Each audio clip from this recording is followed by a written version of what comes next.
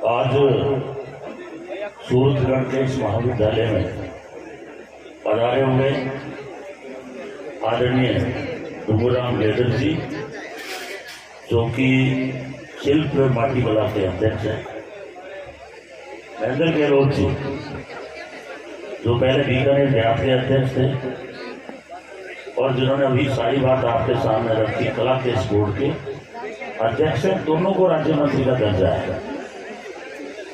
यहाँ से चुनाव लड़े भाई हनुमान मीन जी, वो भी आपके सामने विराजमान है। हमारे पूरे प्रदेश के अंदर जो युवाओं की आवाज है और घूम घूम के और बहुत ही मेहनत के साथ आगे बढ़ रहे हैं, भाई अभिषेक चौधरी जी, जो कि NSY के प्रदेश अध्यक्ष हैं, और साहिल गेदर जी, जिन्होंने भारी मेहनत करके और इतना भारी संख्या में छात्र संघ और नौजवान बुजुर्ग सबको आमंत्रित किया। और मैं उनको बधाई भी देना चाहता हूं कि वो आप सबकी ताकत से अध्यक्ष बने हैं। सुनील सियाह, पवन जी, और एक बहन भी थी ना सचिव, क्या नाम है, गीता कुमारी मेघवाल, और सब इनकी समस्त कार्यकारिणी और हमारे मंच पर विराजमान समस्त नेतागण, सामने विराजमान एंड गर्ल्स और हमारे बुजुर्गों, मेरे नौजवान साथियों, हमारी 10-15 दिन पहले बात हुई और डूंगरराम जी ने कहा कि कॉलेज में बच्चों की इच्छा है कि छात्र संघ जो उद्घाटन है कार्यालय का आप लोग आओ। मैंने हाँ भरी और हम लोग आज आपके बीच में हैं। अभी आपको पता है कि एक आकस्मिक घटना होगी भारत में।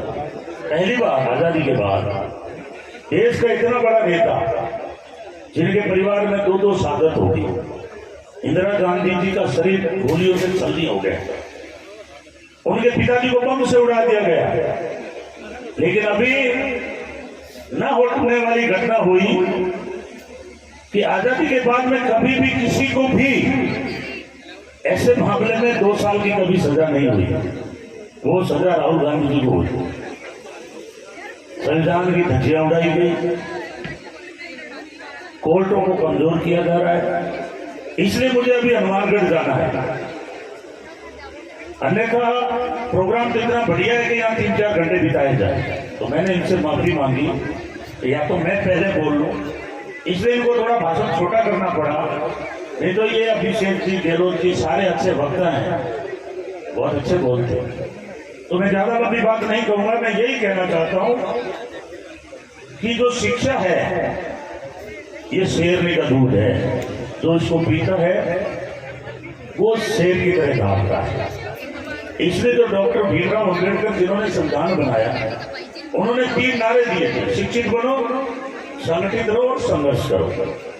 और अगर आपने देखा होगा कि डूंगरराम जी कहते, इनका तो पूरा जीवन इन्होंने मिशन में बिता दिया, लेकिन मैं इस मंच के माध्यम से आज आदरणीय अशोक गहलोत साहब का जो गांधीवादी नेता है, मैं उनको धन्यवाद देना चाहता हूं कि इनकी मेहनत को पहचाना और इनको राज्य मंत्री का दर्जा देकर के और आपके बीच में भेजा कि जाओ आप लोग, गहलोत जी, गेदर जी, ये गाड़ी देते हम, आप जाओ और जनता की सेवा करो। और हमें भी जो गाड़ी घोड़े मिले हुए हैं ना, ये आपके आशीर्वाद से मिले।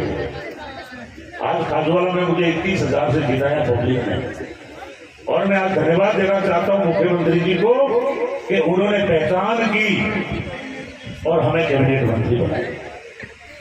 और हमारा काम है आपकी सेवा करें, आपके अधिकारों की बात उठाएं। अगर आपकी कहीं नहरें टूटी हुई है, हमने नहरों में पैसा लाने का काम किया, गांव गांव में जल मिशन के तहत टंकियां बन रही है। लेकिन साथियों, एक तरफ है कांग्रेस पार्टी जो देश को संविधान के तहत आगे बढ़ाना चाहती है, और आप सब जानते हैं कि ये देश आजादी से पहले अंग्रेजों का गुलाम था। एक ईस्ट इंडिया कंपनी आई 1680 में, ये सारे बच्चे जो कॉलेज के बैठे, बच्चियां बैठी है, ये सारी जानती है। और वो ईस्ट इंडिया कंपनी और अंग्रेजों ने उस टाइम कहा uncivilised people, criminal people settled in India. अनपढ़ लोग, अपराधी प्रवृत्ति के लोग अधिकतर यहाँ बसते हैं, क्योंकि हम आपस में जाति के नाम पे लड़ते थे। हम एक दूसरे की छाया छूने को तैयार नहीं थे। बहुत सारे गरीब लोग बस्तियों से बाहर रहने को मजबूर थे।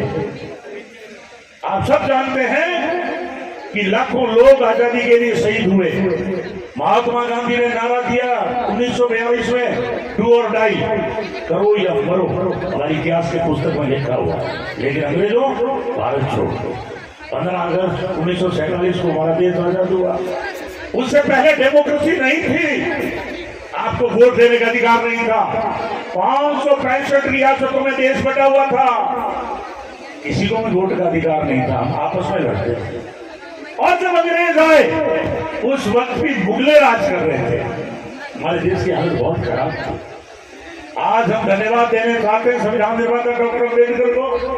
मैं धन्यवाद देना चाहता हूं पंडित जवाहरलाल नेहरू जी को। मैं धन्यवाद देना चाहता हूं महात्मा गांधी को, जिन्होंने अपने पेट में गोलियां खाई। मारने वाला नाथूराम गोडसे 47 में आजादी, 48 में नाथूराम गोडसे गोली मार रहा है। उन्होंने गोलियां खाकर इस देश का संविधान बनाया, इस देश का आजाद कराया। इसलिए साथियों, आज हमारे महिला और पुरुष तो बराबर बैठे हैं। सबको एक वोट का अधिकार है, चाहे इस देश का प्रधानमंत्री हो नरेंद्र मोदी, चाहे इस देश के हमारे कोई और, चाहे गृह मंत्री हो, चाहे प्रदेश के मुख्यमंत्री हो, चाहे गोविंद कैबिनेट मंत्री हो, चाहे डूंगर जी और हमारे मीर साहब चुनाव लड़े हुए हो, कला मंत्री वो हो, और चाहे जूती बांधने वाला व्यक्ति हो, चाहे सब्जी का गड्ढा लगाने वाला हो, और चाहे स्टूडेंट नेता हो, सबको एक वोट का अधिकार है। इसलिए डेमोक्रेसी में जो बंदूक की गोली में ताकत नहीं है, वो आपके वोट के अंदर दी है। लेकिन ये वोट देने का तरीका आपको सोचना है। इसलिए मैं लंबी बात न कहते हुए मैं एक दो बात कहना चाहूंगा कि child is the father of the man. बचपन में दिख जाता है कि ये बच्चा कलेक्टर बनेगा, एसपी बनेगा या नेता बनेगा। मैं गुरुजनों से अपील करता हूं, इस देश की नींव को मजबूत करने का काम करें, क्योंकि गुरु का बहुत बड़ा रोल है। वो कहावत है ना, गुरु गोविंद दोनों खड़े, किसके लागू पांव। धन्यवाद है गुरु को भी गोविंद दिया बताया। इसलिए मैं आपसे निवेदन कर रहा हूं कि पढ़ाई सबसे महत्वपूर्ण चीज है। उसके लिए अशोक गहलोत जी ने सबसे महत्वपूर्ण काम किया है। आपके गांव गांव में अंग्रेजी स्कूल देने का काम किया। पूरे राजस्थान के अंदर जितने कॉलेज आजादी के बाद खुले, इतने 4 साल के अंदर 200 कॉलेज देने का काम किया। जिस जिले के अंदर, जिस तहसील के अंदर कोर्ट नहीं था, वह कोर्ट देने का काम किया है। पर दंगे हो गए।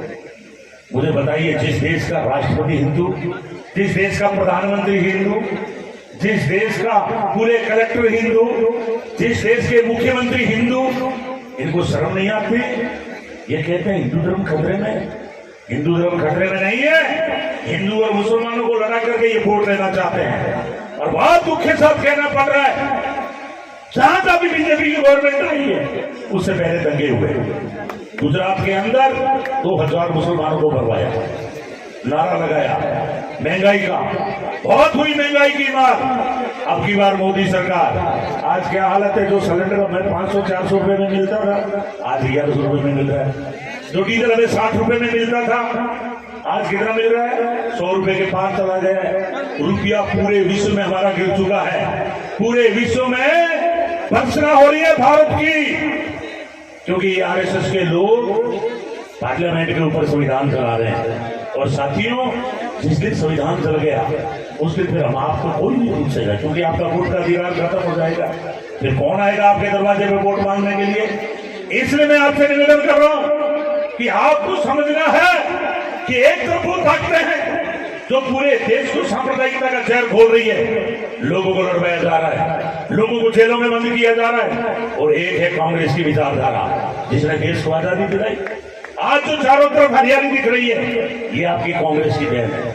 1962 में पंडित जवाहरलाल नेहरू बाघा डैम के ऊपर बैठे, 8वीं पास इंजीनियर लाए अमेरिका से, काकड़ा डैम बनाया, पोखरा डैम आपका पोंग डैम बना, हरी के बांध में पानी आया।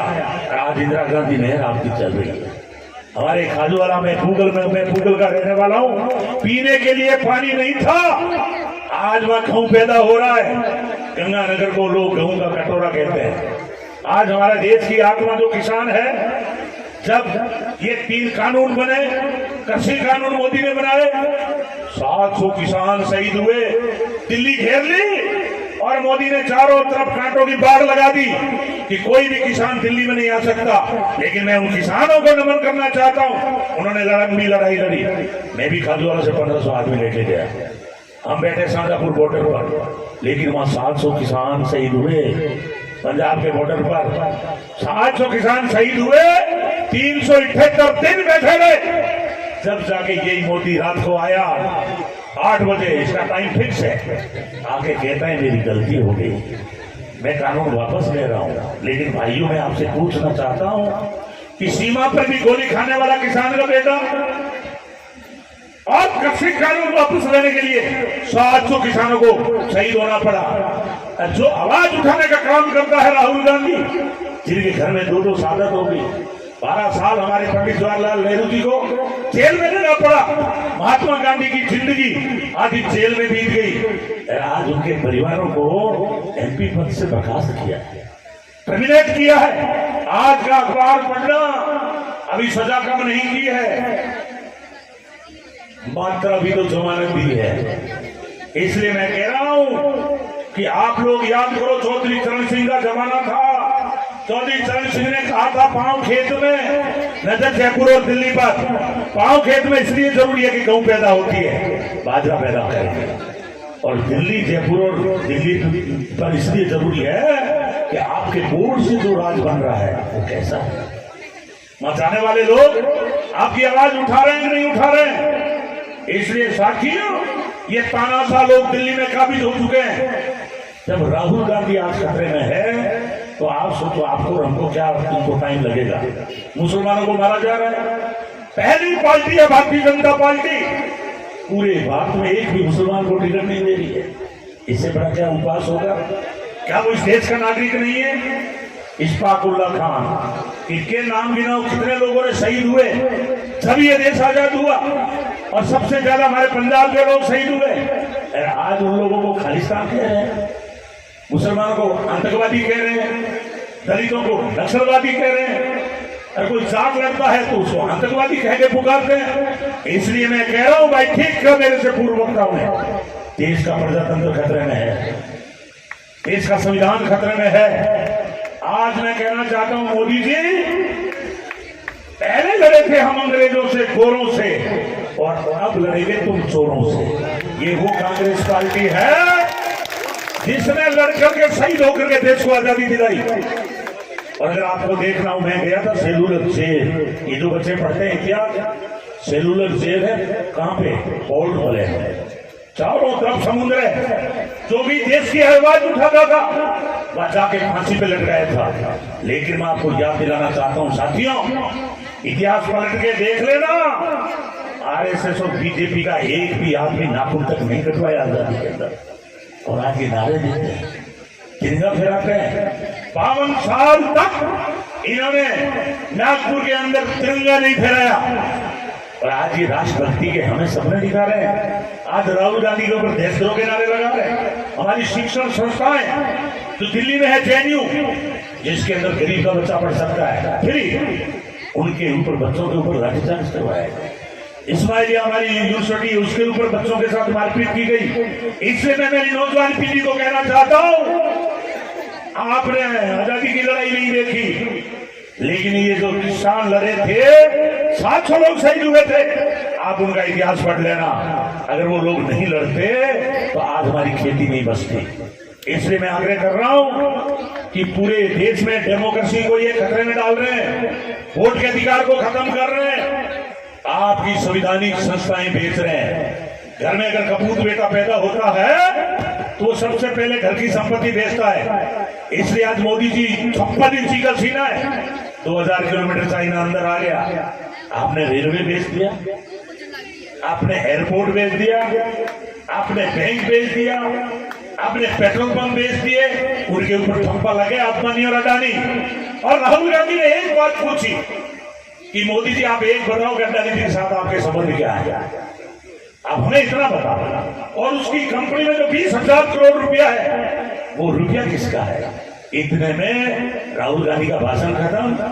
और आज राहुल गांधी को उस बात को भुलाने के लिए, ताकि आप उस बात को भूल जाओ और पूरे देश के कांग्रेसी राहुल को बचाने में लग जाए। मोदी जी आप किस बात की भूली है। जिस पार्टी ने, जिस कार्यकर्ताओं ने अंग्रेजों के विरुद्ध लड़े, कभी झुके नहीं और आज तक इस देश को जो प्रोग्रेस पे लाए हैं, चाहे वो नरेगा की योजना हो, चाहे हमारे फूड सिक्योरिटी की योजना हो, चाहे हेल्थ की स्कीम हो, ये कांग्रेस की देन है। आप किस होश में हो। आप तो 14 में आने के बाद में नोटबंदी की, जीएसटी की, महंगाई बढ़ाई, अग्निवीर योजना लाए। आज सेना के अंदर 4 साल के बाद रिटायरमेंट हो जाएगा, हमारा नौजवान काम करेगा। तो मोदी जी कहते हैं पकौड़े तलो, अब नौजवान पकौड़े तलो। इसलिए मैं आपसे आग्रह कर रहा हूं, ये झूठे और मक्कार लोग हैं, इनका जमीर मरा हुआ है, देश को बर्बाद करने में लगे हुए हैं, प्रजातंत्र को खत्म करना चाहते हैं। आपको भय और डर पैदा कर दिया। इसलिए हमारे राहुल गांधी जी ने कहा है डरो मत, हम मर जाएंगे लेकिन डेमोक्रेसी को खत्म नहीं होने देंगे। ये हम नौजवानों के सामने कह के जा रहे हैं। ये कांग्रेस पार्टी है जिसने इस देश को बनाया, शक्ति इस कौम का लहू लगा हुआ है। आज ये बड़ी इमारतें दिख रही है आपको, हमारा खून पसीना लगा हुआ है। आज देश की सीमा पर हमारा किसान जो है, उसका बेटा गोली खा के हमारी रक्षा कर रहा है। इसलिए फर्जी लोग हैं, कभी कहेंगे अच्छे दिन आएंगे, कभी कहेंगे हमारा 56 इंची का सीना है, क्योंकि इन्होंने अधिकतर मीडिया खरीद लिया है। मीडिया में शाम को टाई पहन करके और मोदी जी के बारे में बोलेंगे बड़ी बड़ी बातें, और हम देखेंगे टेलीविजन, फिर हमारा भी दिमाग उसी तरह से चलेगा। अधिकतर नौजवानों को एक धंधा दे दिया कि व्हाट्सएप यूनिवर्सिटी पे हिंदू और मुसलमान के धंधे फैलाओ, आपस में मारने के काम करो, आपस में लड़ाई पैदा करो। तो आपको तो लड़ाई में लगा दिया, और मोदी जी के तो बेटे हैं नहीं, और बीजेपी वालों के जितने भी बेटे हैं सारे अंग्रेजी पढ़ रहे हैं विदेशों के अंदर। तुम लड़ते रहो आपस के अंदर। इसलिए मैं कह रहा हूं कि हिंदू और मुसलमानों में दंगे करवा रहे हैं, दलित और शर्म का दंगा करवा रहे हैं, सिख और गैर जाट का दंगा करवा रहे हैं, जाट और गैर जाट, और सिख और गैर सिख, मराठा और गैर मराठा, चारों तरफ इन्होंने दंगे फैला दिए हैं। ये किसी के प्रति वफादार नहीं है, किसी के सगे नहीं है। इसलिए साथियों, अशोक गहलोत जी ने इस महंगाई के दौर में आपको 500 रुपए में गैस की टंकी दे दी। उनके लिए एक बार तालियां बजा के आप स्वागत कर रहे हैं। आपके नहरों के लिए मदद दे दी। इंदिरा गांधी नहर 45 किलोमीटर 3,000 करोड़ रुपए लगा के तैयार कर दिया।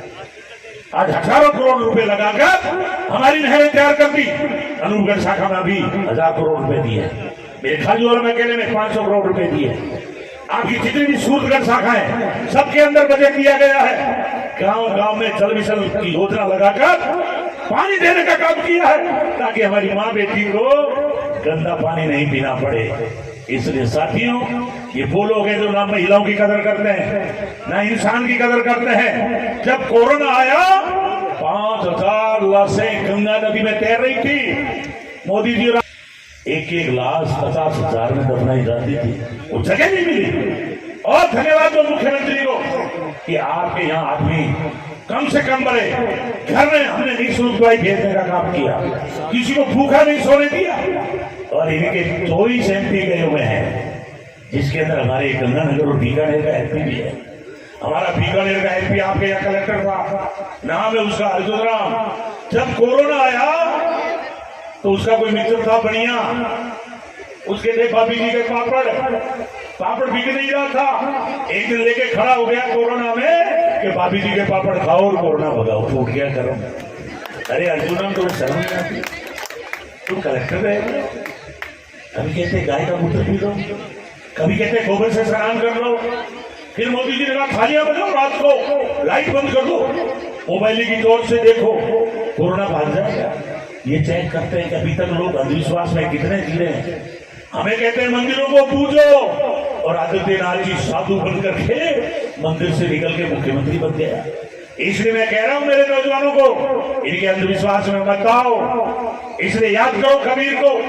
कबीर ने कहा था पत्थर पूजे हर मिले तो मैं पूजू पहाड़, उससे आगे की चकी भली बीस खाए संसार। इसलिए साथियों, अगर हम पत्थरों के चक्र में पड़े रहे तो हम चक्कर काटते रहेंगे।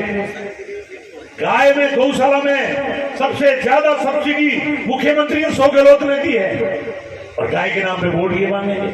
आज गोधों के लिए उन्होंने नंदीशालाएं खोली है और वोट ये मांगेंगे। इसलिए मैं आग्रह कर रहा हूं, अंधविश्वास में बच जाओ, साइंस का युग है। अगर आप अमेरिका में जाओगे, 10 लाख लोगों की गिनती करोगे, उसमें 20,000 वैज्ञानिक मिलेंगे, 20,000 इंजीनियर मिलेंगे, 20,000 आपके मास्टर मिलेंगे। और अगर यहाँ हमारे सर्वे करोगे तो 10 लाख में से 10,000 भगवान पहने हुए कि इधर उधर अंधविश्वास का पर्चा करते हुए मिलेंगे। अभी एक धीरेन्द्र शास्त्री आया है, आपने देखा होगा कि उसमें मोबाइल में कोई महिला आएगी, तेरे में भूत घुसा हुआ है, ये लो पर्चा दे रहा हूं, निकल गया भूत। क्या मजाक बना रहे हैं? क्यों महिलाओं को मूर्ख बना रहे हो? मैंने देखा बेटियां खड़ी होकर पूछती है कि बताओ इतना दूध क्यों चढ़ा रहे हो? तो कहते हैं कि इससे आपके घर में पैसा आएगा। पता नहीं क्या क्या बातें कहते हैं। मैं ज्यादा कहूंगा असली बात तो मेरे बार एक बार पहले भी मेरे पे 10 मुकदमा कर दिए थे बीजेपी वालों का, वो तो अशोक जी का बदलाव का भी हटा दिया। इसलिए मैं आग्रह कर रहा हूं, रास्ते 2 हैं। एक है विज्ञान का युग, अगर आपका लड़का यहाँ पढ़ेगा विद्वान बनेगा। आज जाओ अमेरिका में, उनकी बेटियां चंद्रमा पे घूम रही है, और हमारे बच्चियों को ये जो धर्मशास्त्री बने हुए हैं, आप बताओ मुझे आसाराम जी कहाँ हैं आजकल? बहुत बड़े थे ना। राम जी कहाँ है? राम जी। इसलिए मैं कह रहा हूं, ज्यादा जोरों में चंद्र में मत पड़ो। मेरी मां बेटियों से मैं निवेदन करना चाहूंगा, आप शिक्षा लो। सावित्रीबाई जो ज्योतिबा फुले की पत्नी थी, पहली महिला थी जिसने 1848 में महाराष्ट्र के अंदर महिलाओं के लिए स्कूल खोले थे। उसकी साड़ी के ऊपर कीचड़ फेंकते थे कि बच्चियों को पढ़ा रही है, देश में महिलाओं को बिगाड़ रही है। आज उसको पढ़ा जाता है। इसलिए मैं मेरी बेटियों से, मेरी माओं से कहना चाहता हूं कि आपकी कोख में जो बच्चा पैदा होता है उसको पढ़ाओ, पढ़ लिख करके विद्वान बनेगा, अन्यथा तैयारी करेगा, लोग पूछेंगे नहीं। अगर बीजेपी वालों के चक्कर में आ गए तो नफरत करने वाला आदमी ना भाई अच्छा हो सकता, ना पति अच्छा हो सकता, ना मित्र अच्छा हो सकता, ना नेता अच्छा हो सकता। ये पूरे देश में नफरत फैलाने का काम कौन कर रहे हैं? ये भाजपा और आरएसएस के लोग कर रहे हैं। इसलिए मैं कह रहा हूं, हमारे धर्मों के बीच में नफरत पैदा करती नौजवान पीढ़ी का हक है, अधिकार है कि सबसे पहले आप आंदोलन छेड़ें, आप पढ़ाई की तरफ ध्यान दें, और साथ में पीएचडी करें, और साथ में इन नफरतबाजों से ध्यान दें। इसलिए मैं निवेदन कर रहा हूं, क्योंकि 2 बज गए और आपको पता है 2:30 बजे मुझे पहुंचना है। मैं आपसे एक ही निवेदन कर रहा हूं कि आप लोग, ये 5 अंगुली है, इसमें कोई ताकत नहीं, पर 5 अंगुली अगर ये मुक्का बनती है, अगर किसी के भी 32 पे पड़ती है तो पता लगता है कि मुक्का पड़ा है। इसलिए संगठन में ताकत है।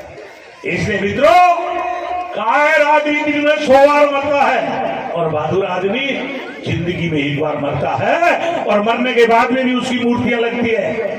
महात्मा गांधी जी की पूरे देश में, पूरे विश्व में मूर्तियां हैं। डॉक्टर अम्बेडकर की मूर्तियां हैं, पंडित जवाहरलाल नेहरू को लोग पूछते हैं। इसलिए बलि हमेशा बकरी की चढ़ती है, शेर की कभी बलि नहीं चढ़ती। आप शेर बन लीजिए, सच को सच कहो। पढ़ लिख करके भी अगर अंधविश्वास फैलाता है और गलत बात का प्रचार करता है, उससे देश कमजोर होता है, उससे समाज कमजोर होता है। इसलिए हमारे देश में भाईचारा रखना है। और जो राहुल गांधी यात्रा लेके निकले थे, उसका एक ही मकसद था, महंगाई कम हो, बेरोजगारी कम हो, मॉब लिंचिंग नहीं हो, धर्म के नाम पर लोगों को रोजगार मिले। अग्निवीर योजना गलत है, ये गलत प्रचार कर रहे हैं, हमारे प्रजातंत्र को खत्म कर रहे हैं। इसलिए उनको हटाया गया है। इनको तो अर्जुन राम जैसे यस मैन चाहिए, झूठे लोग बोलते रहे इनके कहने से। इसलिए मैं आग्रह कर रहा हूं एक ही बात का कि जिस तरह से अशोक गहलोत ने विकास किया है, चाहे पानी में हो, चाहे हॉस्पिटल में हो, चाहे सड़क का बजट हो, चाहे किसी भी बात में हो, मैं चाहता हूं कि मोदी जी एक योजना तो बताओ। आपने जो कांग्रेस ने बनाया था वो एक एक करके कपूत बेटे की तरह आप बेच रहे हो, देश को बर्बाद कर रहे हो, देश को अपने अडानी के यहाँ रख दिया है और अब आप बता नहीं रहे हो कि आपके रिश्ते क्या है। इसलिए साथियों, काफी बातें हो गई, फिर मिलेंगे, आगे बड़ी मीटिंग करेंगे। मैं पुनः मेरी शास्त्र शक्ति को आग्रह करता हूँ कि कहावत है ना, no knowledge without college, no life without life. घर में परिवार होता है, जीवन अच्छा होता है। उसी प्रकार कॉलेज की बिना पढ़ाई का मतलब नहीं है।